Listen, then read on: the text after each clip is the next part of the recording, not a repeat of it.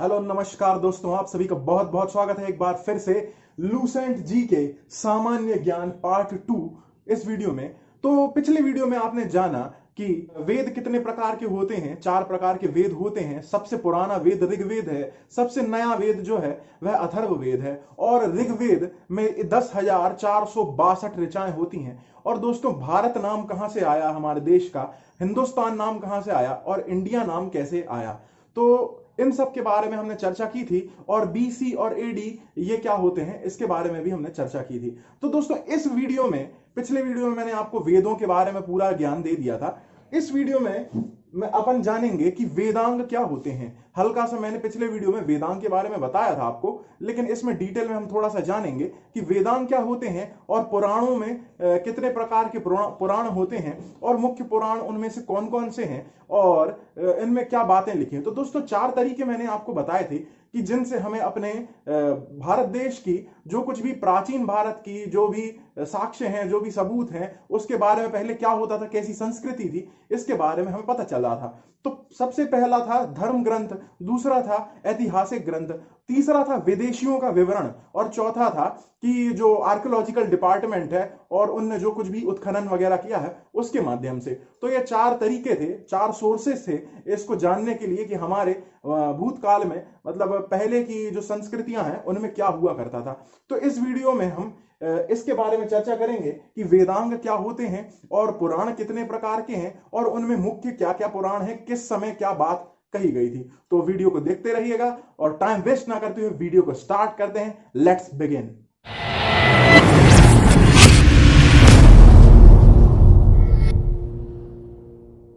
तो दोस्तों, वेदांग 6 प्रकार के होते हैं। पिछले वीडियो में भी मैंने हल्का सा आपको बताया था इसके बारे में। वेदांग वेदों को समझने के लिए होते हैं, वेदों को समझने के लिए बने रहते हैं वेदांग। तो वेदांग 6 प्रकार के हैं। पहला है शिक्षा। तो शिक्षा, एजुकेशन मैंने आपको गलती से बोल दिया था इंग्लिश में, जबकि एजुकेशन नहीं है इसका मीनिंग। ये फोनेटिक्स से रिलेटेड है, मतलब जो कुछ भी हम प्रोनाउंस करते हैं, कैसे हम किस शब्द को पढ़ते हैं, तो उससे रिलेटेड जो बातें हैं वह शिक्षा के अंदर आती हैं। दूसरा वेदांग है व्याकरण। व्याकरण में ग्रामर आती है। आपने पढ़ा ही होगा कि ग्रामर में हम कौन सी जो भी मात्राओं की गलती, इन सब के बारे में हम चर्चा करते हैं। पास्ट टेंस में कौन सा, मतलब पास्ट टेंस में क्या चीज उपयोग होनी है, वर्तमान काल में प्रेजेंट टेंस में कौन सी चीज का उपयोग होना है, व्याकरण में इन सब चीजों के बारे में आता है। तीसरा वेदांग है निरुक्त, जिसको हम इंग्लिश में बोलते हैं एटिमोलॉजी। तो इस वेदांग में दोस्तों, निरुक्त में वर्ड्स कहां से, कौन से शब्द कहां से ओरिजिनेट हुए, जैसे कि मैं एग्जांपल ले लूं, मेरा ही नाम अक्षेंद्र है, तो अक्षेंद्र शब्द कहां से आया था, तो इसका क्या ओरिजिन था और इसका जो मीनिंग क्या है, तो ये सब जो है वो निरुक्त या एटिमोलॉजी के अंदर आ जाते हैं। चौथा वेदांग है कल्प या रिचुअल।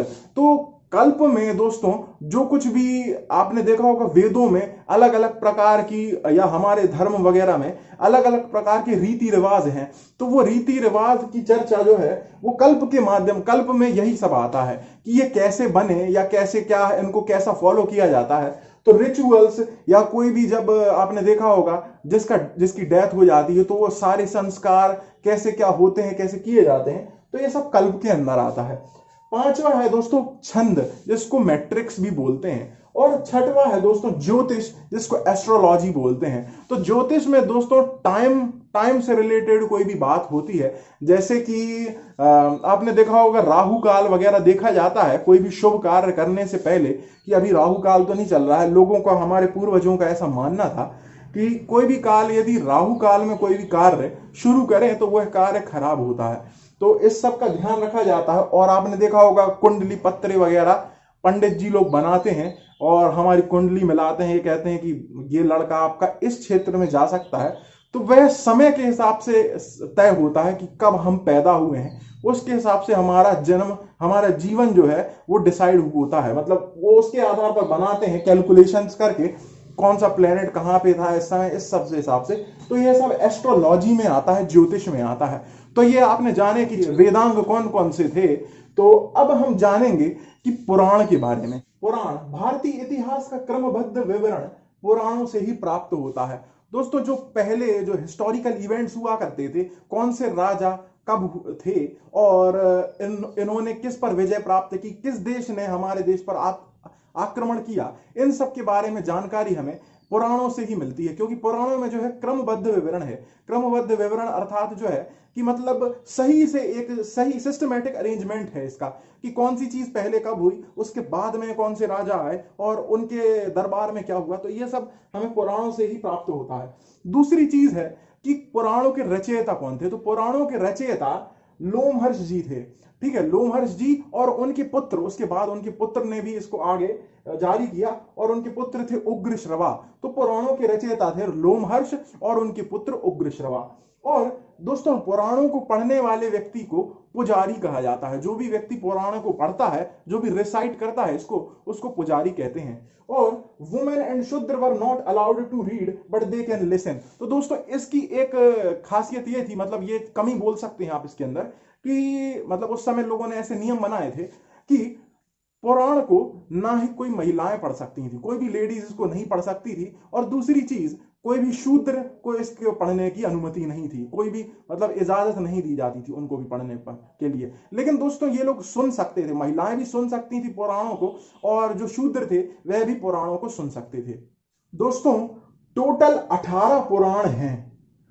पुराण जो है वो टोटल 18 है, 18 है। लेकिन दोस्तों 5 उनमें से प्रमुख हैं, जिनमें राजाओं की वंशावली या राजाओं के बारे में हमें जानकारी प्राप्त होती है, उनके शासन के बारे में जानकारी प्राप्त होती है। वह 5 पुराण हैं।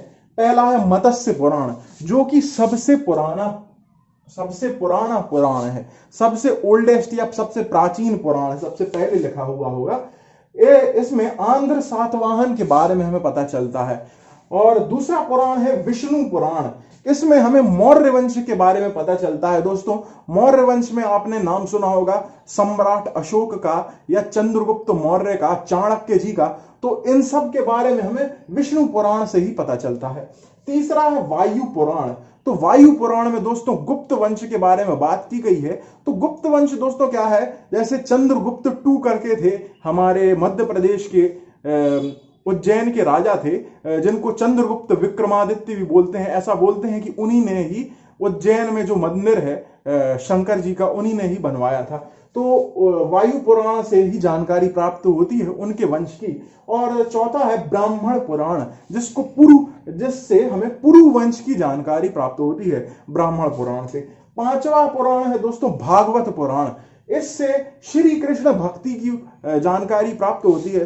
दोस्तों भागवत पुराण से जानकारी प्राप्त होती है कि कैसे मध्य भारत में जो है भागवत धर्म का प्रचार हुआ, मतलब विष्णु जी की आस्था लोगों ने की। तो राजाओं के बारे में इन 5 पुराण से ही, इन प्रमुख 5 पुराणों से ही हमें जानकारी प्राप्त होती है। तो दोस्तों अब हम आते हैं ब्राह्मण। तो ब्राह्मण लोगों ने कुछ किताबें लिखी। तो वह किताबें वेद, मतलब आप समझ लीजिए वेद के ही पार्ट्स हैं। ठीक है, तो वेद में ही अलग अलग छोटे छोटे हिस्से हैं जो इससे मिलकर बने हैं। तो ऋग्वेद में दोस्तों ऐतरेयी ब्राह्मण है और कौशितकी ब्राह्मण, जिसको आप शंखायन ब्राह्मण भी बोलते हैं। ऐतरेयी ब्राह्मण और कौशितकी ब्राह्मण। दूसरा है यजुर्वेद। तो यजुर्वेद को 2 हिस्सों में बांटा गया था। एक था कृष्ण यजुर्वेद और दूसरा था शुक्ल यजुर्वेद। तो दोस्तों कृष्ण यजुर्वेद में प्रसिद्ध पुस्तक थी शतपथ ब्राह्मण। तो शतपथ ब्राह्मण में ही दोस्तों ये आपको सबसे ज्यादा याद रखनी है कि कृष्ण यजुर्वेद में थी शतपथ ब्राह्मण, या आप ऐसा भी लिख सकते यजुर्वेद में थी शतपथ ब्राह्मण। तो दोस्तों सबसे ज्यादा आपको एक मुख्य इंपॉर्टेंट बात बताऊं, शतपथ ब्राह्मण में स्त्री को पुरुष की अर्धांगिनी कहा गया है। ठीक है, तीसरा है शुक्ल यजुर्वेद। तो शुक्ल यजुर्वेद में है तैतरेयी ब्राह्मण। तो दोस्तों शुक्ल यजुर्वेद में तैतरेयी ब्राह्मण, ये भी आप याद रखिएगा। सामवेद में है पंचवंशीय या तांडय, और षडवंशी और सामविधान, और मंत्र ब्राह्मण, वंश ब्राह्मण और जैमिनीय ब्राह्मण। दोस्तों इनमें से सबसे ज्यादा इंपॉर्टेंट है जैमिनीय ब्राह्मण। तो जैमिनीय ब्राह्मण काय में है, तो जैमिनीय ब्राह्मण सामवेद में है। दोस्तों रिकॉल कीजिए, दिमाग में मेमोरी में रिकॉल कीजिए कि सामवेद वही वेद है जिससे म्यूजिक की उत्पत्ति हुई है, इंडियन म्यूजिक की उत्पत्ति हुई है। चौथा है अथर्ववेद। तो अथर्ववेद में आता है गोपथ ब्राह्मण। तो ये भी आप याद रखिएगा, अथर्ववेद में है गोपथ ब्राह्मण। तो दोस्तों आपको इसमें याद रखना है ऋग्वेद में है ऐतरेय ब्राह्मण और कौशितकी ब्राह्मण। यजुर्वेद में है शतपथ ब्राह्मण कृष्ण यजुर्वेद में, और शुक्ल यजुर्वेद में तैतरेयी ब्राह्मण। सामवेद में दोस्तों मुख्य है जैमिनीय ब्राह्मण, ठीक है, और अथर्ववेद में है गोपथ ब्राह्मण। तो दोस्तों एक बात मैं आपको बताना भूल गया था कि अथर्ववेद में प्रजापति की पुत्रियां, प्रजापति की दो पुत्रियां बताई गई, पहला है सभा और दूसरी है समिति। तो दोस्तों अब हम आते हैं मैत्रेयन पे। तो मैत्रेयनी जो है, मैत्रेयनी संहिता जो है, उसमें स्त्रियों की सर्वाधिक गिरी हुई स्थिति बताई गई है। तो जो कि सबसे खराब स्थिति बताई है वुमन की, जिसमें पुरुष का दोष जो है, पुरुष के 3 बड़े दोष बताए गए हैं। दोस्तों सबसे बड़ा दोष जुए को बताया गया है, और दूसरा सबसे बड़ा दोष पुरुष का शराब बताया गया है। वहीं तीसरा सबसे बड़ा दोष स्त्री बताया गया है, पुरुष का दोष। तो इससे आप याद रखिएगा कि मैत्रेयनी में सबसे ज्यादा स्त्रियों की खराब स्थिति बताई गई है।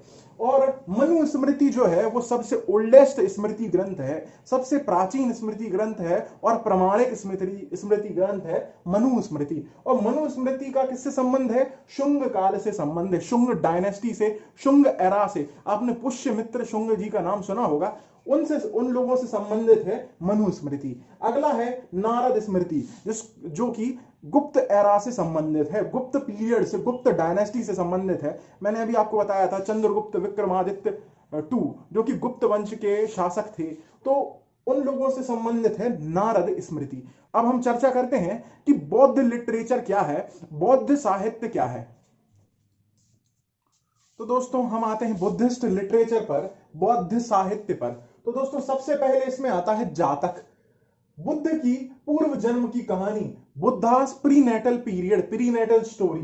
तो जातक में बुद्ध की हमें पूर्व जन्म की कहानी के बारे में पता चलता है। तो दोस्तों इसको आप याद रखेंगे कि जातक में बुद्ध की पूर्व जन्म की कहानी के बारे में पता चलता है। और हीनयान के प्रमुख ग्रंथ जो है वह है कथा वस्तु। हीनयान का प्रमुख ग्रंथ जो है वह है कथा वस्तु। उसमें लाइफ ऑफ महात्मा बुद्ध, गौतम बुद्ध के जीवन चरित्र के बारे में हमें पता चलता है। इसमें हीनयान की कथा वस्तु में। और तो दोस्तों एक चीज और बता दूं आपको, 2 टाइप के होते हैं, एक होते हैं हीनयान और एक होते हैं महायान।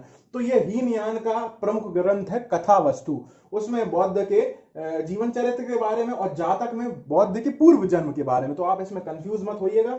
और तीसरी चीज मैं आपको बता दूं, त्रिपिटक, जो बौद्धिस्ट के स्क्रिप्चर्स होते हैं, पाली कैनन्स होते हैं, उनको त्रिपिटक बोलते। त्रिपिटक 3 प्रकार के होते हैं, एक है विनय पिटक, दूसरा है सूत्र पिटक, और तीसरा है अभिधम्म पिटक। कि बौद्ध साहित्य जो है ये पाली भाषा में लिखे हुए हैं। तो अब जैन साहित्य के बारे में हम बात करते हैं, जैन लिटरेचर। तो जैन साहित्य में सबसे पहले जैन साहित्य को हम आगम बोलते हैं, ठीक है दोस्तों। तो आगम हम जैन साहित्य को बोलते हैं। और प्रमुख साहित्य इसमें है कल्पसूत्र। तो कल्पसूत्र में अर्ली जैनिज्म के बारे में बताया गया है ना। और दूसरा है भागवती सूत्र। भगवती सूत्र में महावीर स्वामी जी के जीवन कृत्य के बारे में बताया गया है। महावीर स्वामी जो इनके जो गुरु हैं जैन लोगों के, और 12 अंग भी प्रमुख ग्रंथ है इनका। दोस्तों सबसे प्रमुख किताबों में से, सबसे प्रमुख ग्रंथों में से एक है अर्थशास्त्र। ये एक ऐसा हिस्टोरिकल ग्रंथ है, ऐतिहासिक ग्रंथ है, जिसको चाणक्य जी द्वारा लिखा गया था। कौटिल्य या विष्णुगुप्त, चाणक्य को आप जानते ही होंगे, जो कि चंद्रगुप्त मौर्य, मौर्य राजा चंद्रगुप्त मौर्य के गुरु थे। इन्हीं ने सर्वप्रथम, सबसे पहले इन्होंने ही, इनका ही विचार था कि पूरे भारत को एक करना है और भारतवर्ष को एकजुट मिला के एक राष्ट्र बनाना है। सबसे पहले इनकी ही यह विचारधारा थी। और इनके दिमाग में यह था कि जो भी लोग हैं, जो भी लोग परेशान हैं आतताई राजाओं से, उनको सबको उठाकर, उनको सबको एक राष्ट्र के अंदर सभी सुविधाएं मिले, कोई भी उनको कष्ट ना हो। ये इनकी ही विचारधारा थी, ये इनकी ही सोच थी। तो दोस्तों चाणक्य जी ने ही अर्थशास्त्र लिखा था। तो इन्होंने मौर्यकालीन इतिहास, मौर्य कालीन राजनीति और जो भी उस समय की संस्कृति थी उससे रिलेटेड जानकारी इन्होंने अर्थशास्त्र में दी थी।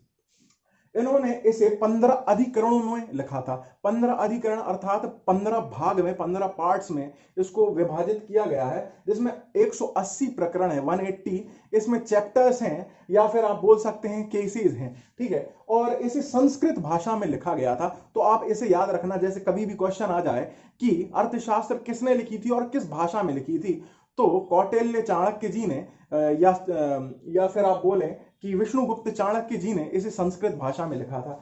तो राजतरंगिणी पे आते हैं हम। ये भी एक बहुत ज्यादा इंपॉर्टेंट ऐतिहासिक ग्रंथ है। तो राजतरंगिणी दोस्तों कल्हड़ ने लिखी थी।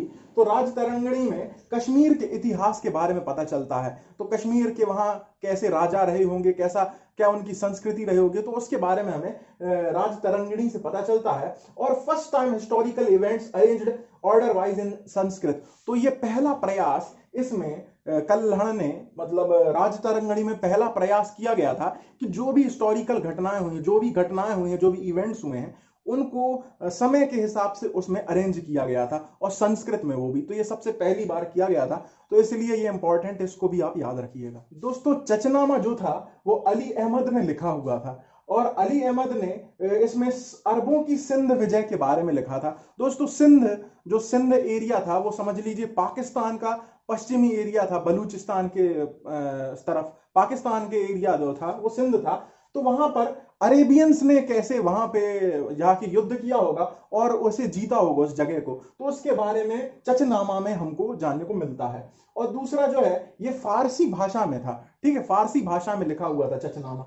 और अष्टाध्यायी, अब हम आते हैं, अष्टाध्यायी जो है वो पाणिनि ने लिखी थी। तो अष्टाध्यायी जो है ये संस्कृत ग्रामर की, संस्कृत व्याकरण का प्रथम ग्रंथ था, ये फर्स्ट स्क्रिप्चर था संस्कृत ग्रामर का। तो इसको आप याद रखिएगा कि कभी क्वेश्चन ऐसा आ जाएगा कि संस्कृत व्याकरण का प्रथम ग्रंथ कौन सा था, तो आप बता सकते हैं कि अष्टाध्यायी था, जो कि पाणिनि द्वारा रचित था। और ये प्री मौर्यन और मौर्यन एरा के बारे में हमें बताता है कि मतलब मौर्य काल से थोड़े पहले के बारे में बताता है, और मौर्य काल के बारे में जब राजा अशोक थे, चंद्रगुप्त मौर्य थे और बिंदुसार वगैरह थे, तो इस समय के बारे में बताता है। और गार्गी संहिता, तो गार्गी संहिता भी बहुत इंपॉर्टेंट है, ये कात्यायन द्वारा रचित है, कात्यायन द्वारा। इसमें ये एक ज्योतिष ग्रंथ है, मतलब एक एस्ट्रोलॉजिकल स्क्रिप्चर है। ज्योतिष आपको मैंने पहले ही बता दिया है, इसमें राहु काल, कुंडली, इस सब से रिलेटेड जो भी चर्चाएं रहती हैं, तो ये गार्गी संहिता एक वैसे ही कुछ थी। और इसमें ग्रीक आक्रमण के बारे में भी पता चलता है, यवन लोगों ने जो भी आक्रमण किया था भारतवर्ष पर, तो उसके बारे में हमें पता चलता है। दोस्तों लास्ट है महाभाष्य, जो कि पतंजलि ने लिखी थी। पतंजलि जो थे वो पुष्यमित्र शुंग के पुरोहित थे। तो शुंग डायनेस्टी के जो वो थे शासक थे, पुष्यमित्र शुंग, उनके पुरोहित थे पतंजलि, और उन्होंने शुंग के इतिहास के बारे में लिखा है। शुंग डायनेस्टी, शुंग किंगडम, जो उन लोगों का जो भी इतिहास रहा होगा उसके बारे में इन्होंने, पतंजलि ने लिखा है महाभाष्य में। और दोस्तों आपको एक बात बता दूं, अभी अपन ने चर्चा की थी जस्ट थोड़ी देर पहले कि मनुस्मृति में भी पुष्यमित्र शुंग से रिलेटेड कुछ बातें लिखी गई हैं, शुंग डायनेस्टी से रिलेटेड बातें लिखी गई हैं। तो दोस्तों यदि आपको यह वीडियो पसंद आ रहा है तो वीडियो को लाइक करना, चैनल को सब्सक्राइब करना और अपने दोस्तों से शेयर करना बिल्कुल मत भूलिएगा। हम ऐसे ही एमपीपीएससी की तैयारी करते रहेंगे। और यदि वीडियो पसंद आ रहा है तो नेक्स्ट वीडियो भी देखिएगा। नेक्स्ट वीडियो में मैं आपको बताऊंगा कि कौन कौन से विदेशी यात्री भारत में आए थे और उन्होंने भारत के बारे में क्या लिखा अपनी किताबों में, और उन्होंने भारत का क्या विवरण किया। तो उस वीडियो को देखना बिल्कुल मत भूलिएगा। Thank you.